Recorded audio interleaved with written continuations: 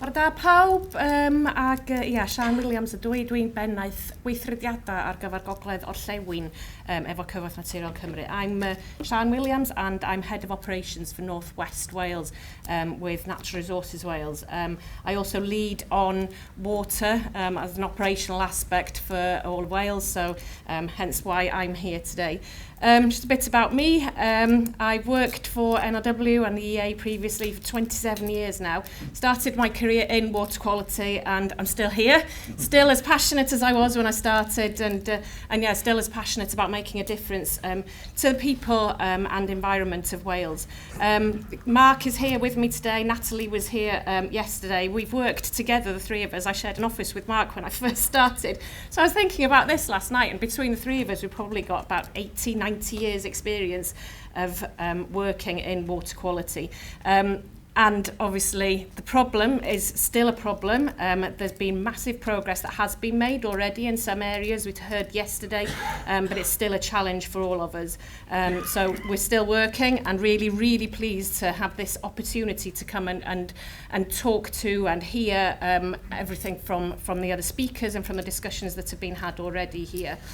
Have I got slides for my presentation? No. Oh, there we are. Okay, so there were some slides, but it doesn't matter. I'll talk through my notes instead. So in NRW, we published our new corporate plan last year.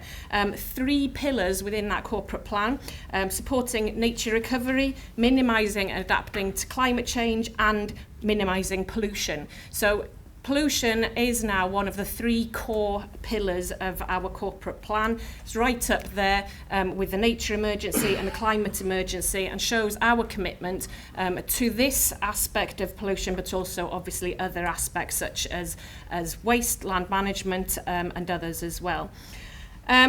I think it was, really useful yesterday as I said, to hear some of the things that everybody was saying and some of the points that have been made already.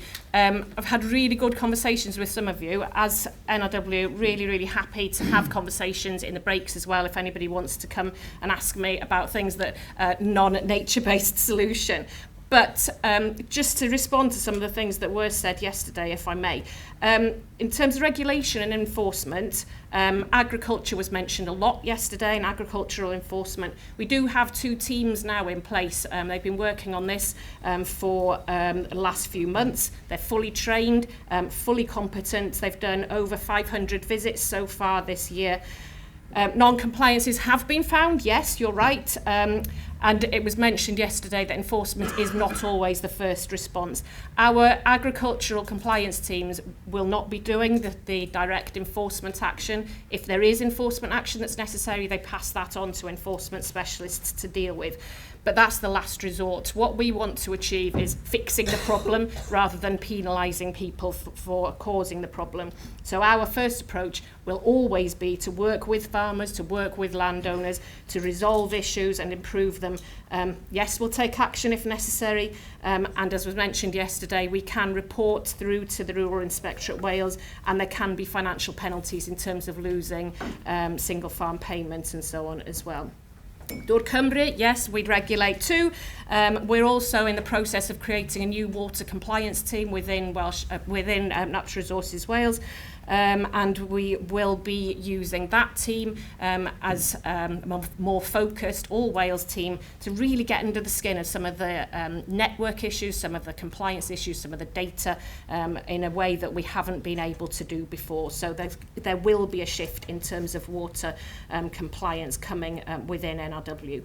You will have seen, obviously, this week we are looking at our budgets at the moment, so we will be going through a state of change over the next few months. So obviously, our staff are deeply entrenched in some of those. So obviously, please bear with us while we make these changes, because people are affected by the changes that are happening. In terms of incidents, that's been mentioned a lot. We talked about at breakfast this morning as well. Again, we can't attend every incident, and we probably can't attend in the way that people might like.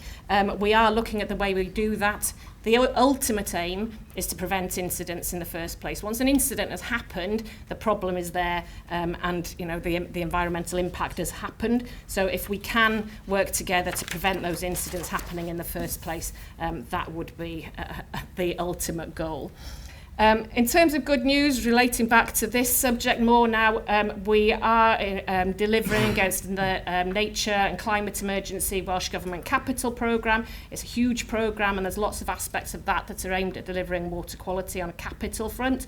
For example, Water Framework Directive, priority catchments, river restoration projects as well. We've got 2 big life projects that we're delivering against, 4 Rivers for Life in southwest Wales and a D-Life as well in northeast.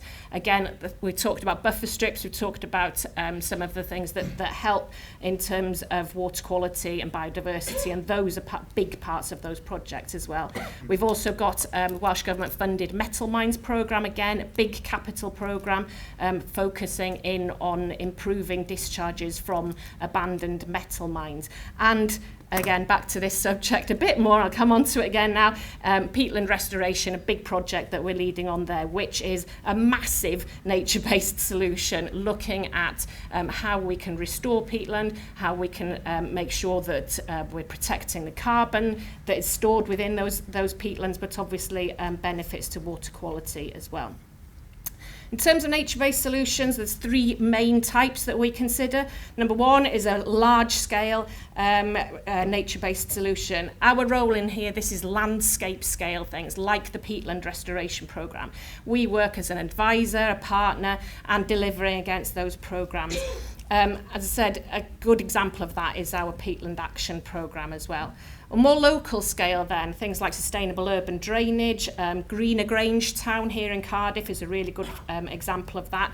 We've also delivered as partners or directly in other smaller landscape scale projects like the Uwch Conwy project, which is in my area, is a partnership with the National Trust, with the National Park, RSPB and the local authorities there.